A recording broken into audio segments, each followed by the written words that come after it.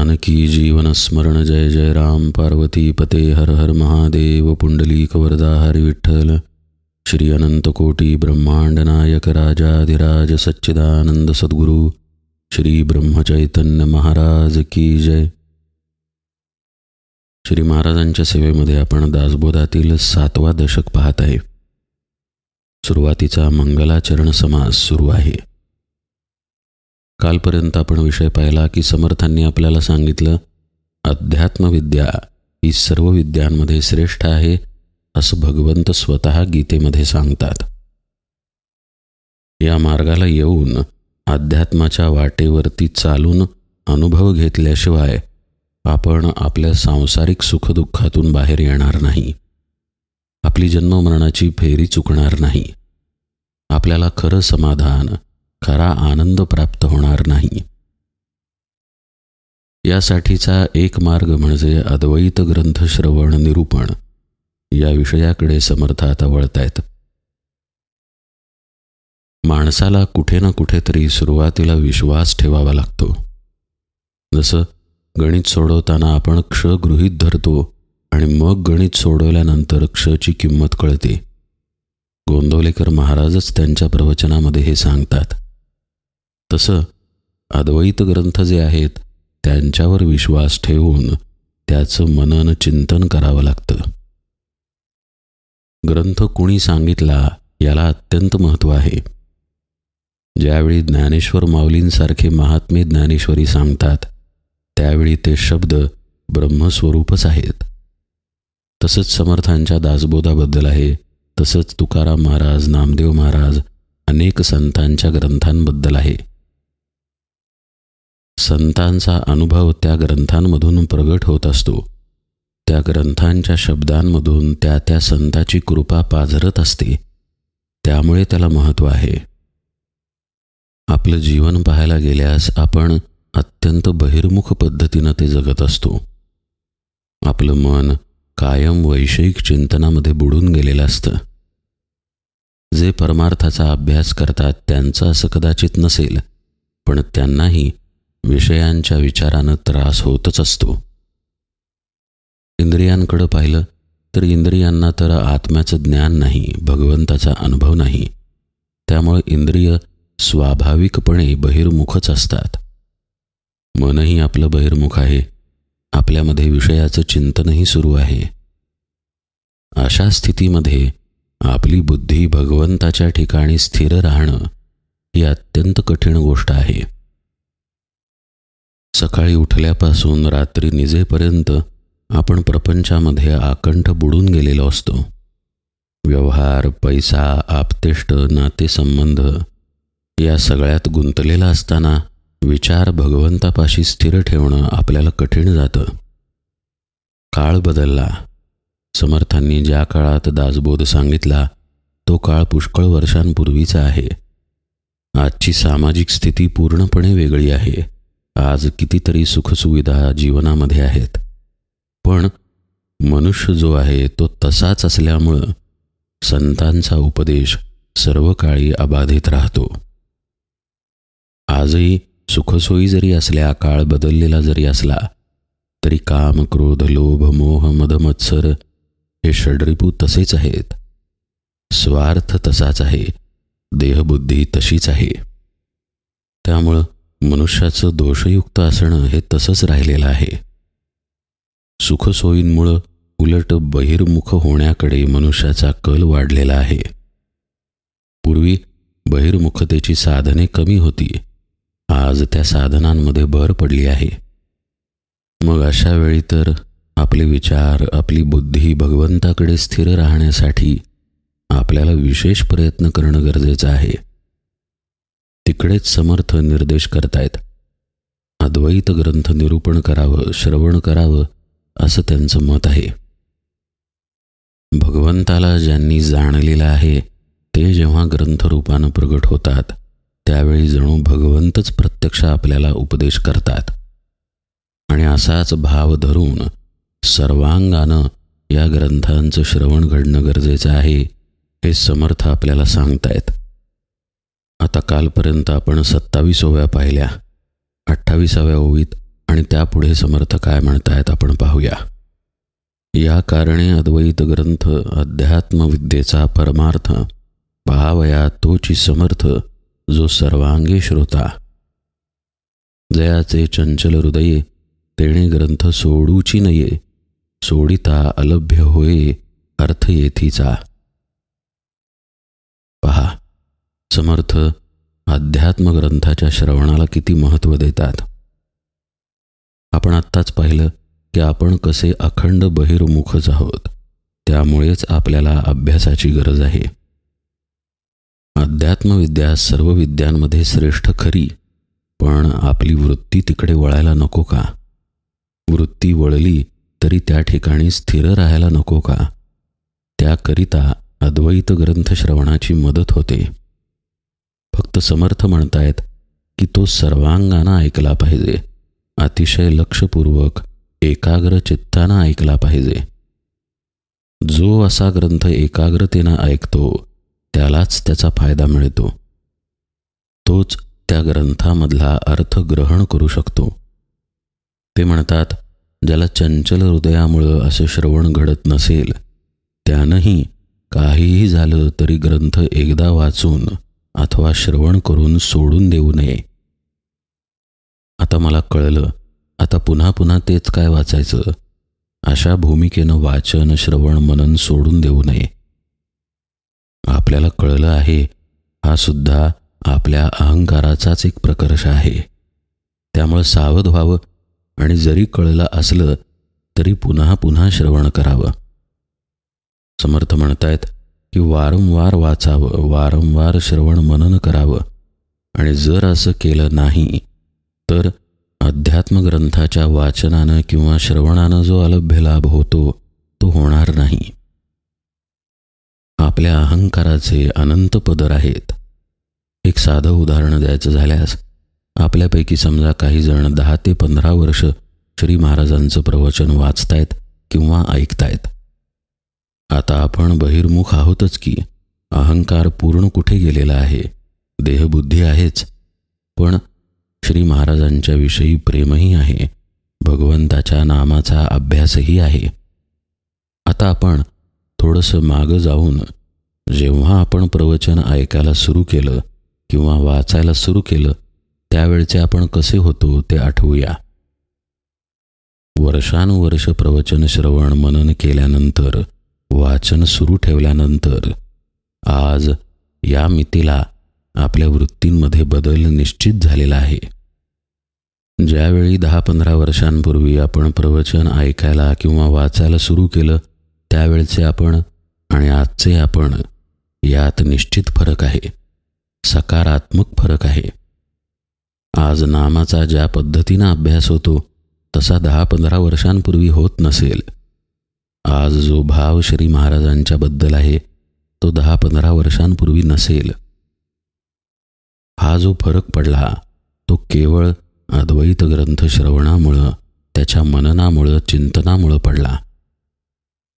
समर्थ फक्त आपल्याला सांगतायत की ते एकाग्रतेनं करणं गरजेचं आहे आणि सतत करत राहणं गरजेचं आहे. आता भगवंताचं नाम घ्यायचं आहे एवढंच तर श्री महाराज सांगतायत ना, मग पुन्हा पुन्हा प्रवचनं ऐकण्याची किंवा वाचण्याची गरज काय आहे? असं मुळीच करू नये. रोज जोपर्यंत श्वासात श्वास आहे तोपर्यंत मनन चिंतन सोडू नये, श्रवण सोडू नये. कारण आपल्यापाशी असलेला अहंकार आणि आपलं मन हे अत्यंत फसवं आहे. कधी आपला घात होईल आणि आपण घसरून पडू याचा नेम नाही. त्यामुळे आपल्या श्रवणाची मशाल कायम आपल्या हातात पाहिजे, तर आपण नामामध्ये दृढ राहू शकू. समर्थ म्हणतायत, जयास जोडला परमार्थ तेणे पहावा हा ग्रंथ, अर्थ शोधिता परमार्थ निश्चये बाणी. ज्याला खरोखर परमार्थाची तळमळ असेल, मनापासून आवड असेल, त्यानं हा अध्यात्मग्रंथ जरूर वाचावा. समर्थ अर्थातच दासबोधाकडेही निर्देश करतायत, पण इतर अद्वैत ग्रंथांकडेही निर्देश करतायत, जसं की नाथ भागवत किंवा ज्ञानेश्वरी वगैरे वगैरे. खरी तळमळ असणं गरजेचं आहे. आपल्या दारात येऊन वर्तमानपत्र पडतं किंवा एखादं मासिक पडतं, ते जसं आपण वरवर वाचतो तसं हे ग्रंथ वाचन करू नये. गोंदवलेकर महाराज सांगतात की जसं आपल्याला आपल्या वडिलांचं पत्र येतं आणि आपण ते मनापासून वाचतो, जणू वडील आपल्याशी बोलतायत, तसं ज्ञानेश्वरी, दासबोध हे ग्रंथ वाचावेत, श्रवण करावेत. भाव अत्यंत महत्त्वाचा आहे. ज्यावेळी आपण आजच्या तारखेचं श्री महाराजांचं प्रवचन ऐकतो किंवा वाचतो, तेव्हा प्रत्यक्ष श्री महाराज आपल्याला व्यक्तिशः हा उपदेश करत आहेत असा भाव धरला पाहिजे. हा उपदेश दुसऱ्या कोणासाठी आहे, मी असा नाही, अशा पद्धतीचा अभिमानाचा चष्मा त्या वाचनात असू नये, अभिमानाचा पडदा त्या श्रवणामध्ये असू नये. अत्यंत निष्ठेनं, भक्तीनं, श्रद्धेनं ते श्रवण करावं, प्रामाणिकतेनं ते करावं, त्यामध्ये लबाडी करू नये. असं जर घडलं तर निश्चित आपल्याला त्या श्रवणाचा, त्या वाचनाचा, त्याच्या चिंतनाचा आणि मननाचा फायदा होईल. मात्र जर आपण आपला अभिमान आडवा आणला तर श्रवण वाया गेलंच म्हणून समजा. म्हणून समर्थ पुढे म्हणतात, जयासी नाही परमार्थ, तयासी न कळे येथीचा अर्थ, नेत्रे विण निधान स्वार्थ, अंधास कळेना. ज्या माणसाला परमार्थाची आवड नाही, तळमळ नाही, त्याला ग्रंथामधला अर्थ कळणार नाही. कारण तो अर्थ समजून घेण्याची वृत्ती पण असावी लागते. खोलात शिरून नेमकं श्री महाराजांना किंवा समर्थांना किंवा माऊलींना काय सांगायचं आहे हे पाहावं लागतं.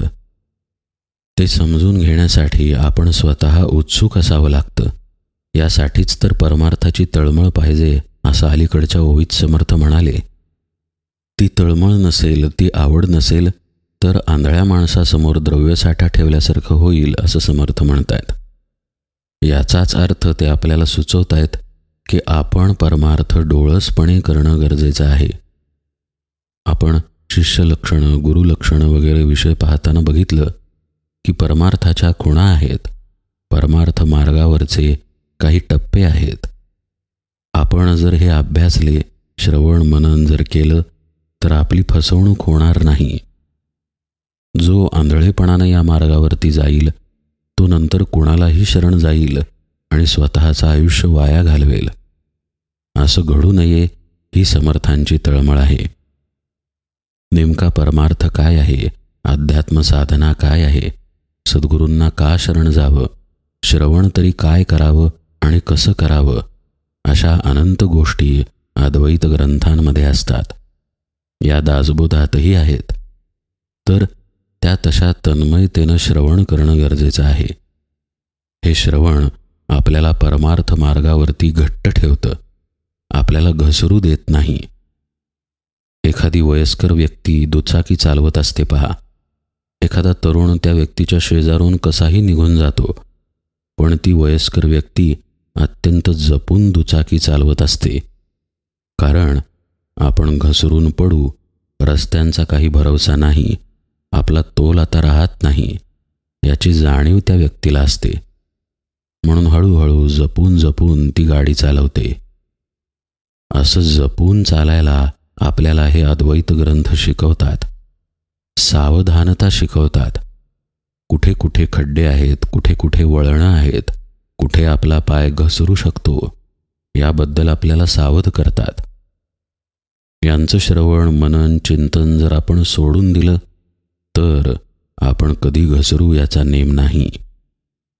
म्हणून समर्थ सावध करतायत आपल्याला की या श्रवणामध्ये तुम्ही राहा, या चिंतनामध्ये मननामध्ये तुम्ही राहा. आणि नुसतं राहू नका, तळमळीनं, श्रद्धेनं, भक्तीनं, भावानं राहा. ज्याच्यापाशी हे नाही त्याला या ग्रंथांमधला अर्थ कळणार नाही. म्हणजे एकूण काय, अर्थ महत्त्वाचा आहे, ग्रंथाचं वरवरचं स्वरूप महत्त्वाचं नाही. आणि हेच समर्थ पुढे पटवून देत आहेत. एक म्हणती मराठे काये, हे तो भल्यासी ऐको नये, ती मूर्खे नेणती सोये अर्थान्वयाची. कुणी म्हणतात की मराठीत काही अर्थ नाही, चांगल्या माणसांनी मराठीतला अध्यात्मग्रंथ ऐकू नये. आता हा उपदेश त्या काळाप्रमाणे समर्थ करतायत. त्या काळी परचक्र होतं.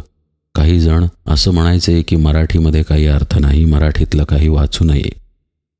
समर्थ म्हणतायत असे लोक मूर्ख असतात. ग्रंथातील शब्दांचा अन्वयार्थ लावून त्यातील सार ग्रहण करण्याची त्यांची कुवत नसते. थोडक्यात ते आपल्याला असं सांगतायत की या कोणत्याही विचारांकडे लक्ष न देता हा जो अद्वैत ग्रंथ आहे त्यामध्ये बुडून जा. त्याचं बाह्य स्वरूप महत्त्वाचं नाही. ज्या त्या संताची भाषा वेगवेगळी असते. ज्ञानेश्वरी जर पाहिली तर माऊलींची भाषा अत्यंत गोड आणि रसाळ आहे. मूर्ख वगैरे कडक शब्द माऊली शक्यतो वापरत नाहीत. पण समर्थ कडक आहेत, रोखठोक आहेत, प्रसंगी प्रेमळही आहेत. आता ही त्या त्या संताची शैली आहे. त्यावरती ग्रंथ कसा आहे हे ठरत नाही. ग्रंथामध्ये जो अन्वयार्थ आहे, ग्रंथामध्ये जे लपलेलं आहे ते महत्त्वाचं आहे. माऊलींना जे सांगायचं आहे तेच समर्थांना सांगायचं आहे, तेच इतर संतांनाही सांगायचं आहे. तर तो अर्थ आपण पाहावा, त्याकडे आपण लक्ष द्यावं, बाह्य स्वरूपाकडे नाही. म्हणून समर्थ पुढे म्हणतात, लोहाची मांदूस केली, नाना रत्ने साठविली, ते अभाग्याने त्यागिली लोखंड म्हणूनी. लोखंडाची पेटी असावी, त्याच्यात अनेक रत्न असावीत, पण ती पेटी केवळ लोखंडाची आहे म्हणून तिचा त्याग करावा, तसं ग्रंथाच्या बाबतीत करू नये. तैसी भाषा प्राकृत, अर्थ वेदांत आणि सिद्धांत, नेणोनी त्यागी भ्रांत मंदबुद्धिस्तव. त्याचप्रमाणे केवळ भाषा मराठी आहे म्हणून ग्रंथात जर वेदांत सांगितला असेल, सिद्धांताचा अर्थ सांगितला असेल, तर त्याकडे जो दुर्लक्ष करतो तो मंदबुद्धीच म्हणायला पाहिजे. भाषा आणि ग्रंथाचं बाह्यस्वरूप याला महत्त्व नसून त्यामध्ये जे तत्त्व सांगितलेलं आहे त्यालाच महत्त्व आहे. आहाच सापडता धन, त्याग करणे मूर्खपण, द्रव्य घ्यावे साठवण पाहुची नये, परीस देखिला अंगणी, मार्गी पडिला चिंतामणी, अभावेल महागुणी कूपामध्ये. सहजगत्या श्रम न पडता जर द्रव्य सापडलं तर त्याचा त्याग करणं मूर्खपणा आहे. द्रव्य कशात साठवलं आहे याचा विचार न करता ते द्रव्य घ्यावं. किंवा समजा परीस अंगणात सापडला, वाटेनं जात असताना रस्त्यात चिंतामणी पडलेला दिसला, तर ते रत्न घेणं महत्त्वाचं आहे. ते कुठं पडलं आहे, कुठं आढळून आलेलं आहे याला महत्त्व नाही. उदाहरणांनी समर्थ आपल्याला पटवून देत आहेत की ग्रंथातल्या तत्वाकडं पहा, काय शिकवायचं आहे, काय सांगायचं आहे त्याकडं पहा. हा बोध अत्यंत महत्त्वाचा आहे, कारण बऱ्याचदा ग्रंथांचा अर्थ त्या त्या वेळच्या ज्ञानानुसार लावला जातो. उदाहरण सांगायचं झाल्यास, समजा एका ग्रंथामध्ये असा उल्लेख आहे की सूर्य आपल्याबरोबर प्रकाश घेऊन येतो आणि अंधाराला मागे सोडून जातो. तसं आपल्या जीवनातील सुखदुःख आहेत. आता जर कोणी असं म्हटलं की आत्ता शास्त्रज्ञांनी हे सिद्ध केलं आहे की सूर्य कुठेही येत जात नाही, पृथ्वी फिरत आहे, तर या ग्रंथात चुकीचं सांगितलेलं आहे. तर हा ग्रंथातील उपदेशाचा विपर्यास ठरेल. इथं ग्रंथकाराला एवढंच सांगायचं आहे की दिवसानंतर रात्र येते. कोणताही अनुभव तसाच्या तसा राहत नाही, तो बदलतो. दिवस कायमच दिवस राहत नाही, रात्र येते आणि रात्रही कायम न राहता दिवस येतो. त्याप्रमाणे आपल्या जीवनातील सुखदुःख आहे. तर त्या वाक्यातून हे तत्त्व घेणं गरजेचं आहे. कशा पद्धतीनं ते मांडले याचं बाह्य स्वरूप महत्त्वाचं नाही. हे केव्हा घडेल, जर आपण अर्थाकडे, तत्वाकडे, गाभ्याकडे लक्ष देऊन श्रवण केलं, वाचन केलं तर. वरवर जर आपण वाचलं आणि आपला अभिमान राखून वाचलं किंवा श्रवण केलं तर त्याचा उपयोग होणार नाही. अशा श्रवणाचा फायदा नाही. ज्या श्रवणातून आपल्याला तत्त्व समजेल आणि नंतर त्याचं चिंतन मनन होईल ते श्रवण श्रेष्ठ आहे. त्यामुळं ज्ञान कोणत्या ग्रंथात कशा पद्धतीनं मांडले हे महत्त्वाचं नसून त्याचं सार महत्त्वाचं आहे. मूळ ज्ञान महत्त्वाचं आहे. परीस कुठे पडला, चिंतामणी कुठे मिळाला याला महत्त्व नसून प्रत्यक्ष परीसाला किंवा चिंतामणीला महत्त्व आहे. तैसे प्राकृती अद्वैत सुगम आणि सप्रचित अध्यात्म लाभे अकस्मात तरी अवश्य घ्यावे. त्याचप्रमाणे मराठीत जर सोप्या शब्दात अनुभवसिद्ध असं अद्वैत तत्त्वज्ञान प्राप्त होत असेल तर अचानक लाभणाऱ्या त्या अध्यात्माचा लाभ जरूर घ्यावा असं समर्थ म्हणतायत. न करिता व्युत्पत्तीचा श्रम सकळ शास्त्रार्थ होय सुगम सत्समागमाचे वर्म तेहे ऐसे असे. जे विपत्तीने न कळे ते सत्समागमे कळे सकळ शास्त्रार्थ आकळे स्वानुभवासी. खरं सांगायचं झाल्यास ज्याला सदेह सद्गुरूंची संगत नाही त्यांच्यासाठी हे अद्वैत ग्रंथ हीच सत्संगती आहे. श्री महाराजांच्या भाषेत सांगायचं झाल्यास भगवंताचं नाम हीच सत्संगती आहे. पण पुष्कळदा आपण नाम वरवर घेतो, लक्ष न देता घेतो. इकडे नाम चालू आहे आणि तिकडे मनात अनंत विचार सुरू आहेत. सवयीनुसार बोटांमधून माळ फिरतीये, पण आपण टी व्ही बघतोय, मोबाईल पाहतोय, कुणाशी काहीतरी बोलतोय किंवा इकडे तिकडे बघत राहतोय. अशा नामानं सत्संगती कशी मिळणार? त्यामुळं सत्संगतीत जाण्याचा प्रयत्न करावा आणि तिथे जाऊन जर श्रवण घडलं तर अक्षरशः दुधात साखर. मग अशा वेळी विशेष श्रम न करताही ते ज्ञान पदरात पडतं अगदी सहजपणे. श्री महाराज एके ठिकाणी म्हणतात की संतांच्या द्वारात नुसतं पडून राहिलं तरी तुमचं काम होईल, पण असा संत भेटला तरच. इतकं सत्संगतीचं महात्म्य आहे. अन्यथा अध्यात्मातील ज्ञान प्राप्त होण्यासाठी बरीच खटपट करावी लागते. खूप कष्ट करावे लागतात तेव्हा योग्य ग्रंथ मिळतो. खूप कष्ट केल्यानंतर त्या ग्रंथातील सार कळायला लागतं. पण सत्संगतीमध्ये असं सामर्थ्य आहे की ज्यामुळं हे परमार्थ सार अगदी सहज पदरात पडतं. जे विपत्तीने न कळे ते सत्समागमे कळे सकळ शास्त्रार्थ आकळे स्वानुभवासी. मी ब्रह्म आहे आणि सृष्टी काय आहे, माया काय आहे, पुरुष काय आहे, प्रकृती काय आहे हे सांगणारे अनंत ग्रंथ असतील, पण मी ब्रह्म आहे या प्रत्यक्ष अनुभूतीमध्ये संत असतो. त्यामुळे त्याच्या संगतीत जर मी ब्रह्म आहे याचं श्रवण घडलं तर ते अंतःकरणावरती ठसतं. त्याची तुलना हजारो ग्रंथांच्या श्रवणालाही येणार नाही. म्हणून या सत्संगतीचं महात्म्य सांगताना समर्थ म्हणतात, म्हणून कारण सत्समागम तेथे न लगे व्युत्पत्ती श्रम जन्मसार्थकाचे वर्म वेगळेची आहे. सत्समागम जर मिळत असेल तर कष्ट करण्याची गरज नाही.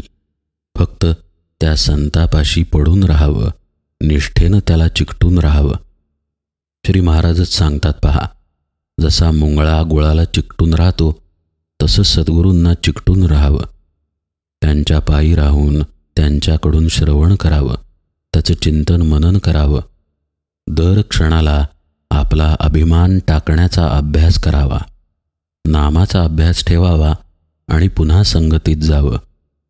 असं करत गेलं की अध्यात्माचं दान पदरात पडलंच म्हणून समजा. समर्थ म्हणतायत, इथेच खरं मनुष्य जन्माचं सार्थक आहे आणि ते वर्म वेगळंच आहे.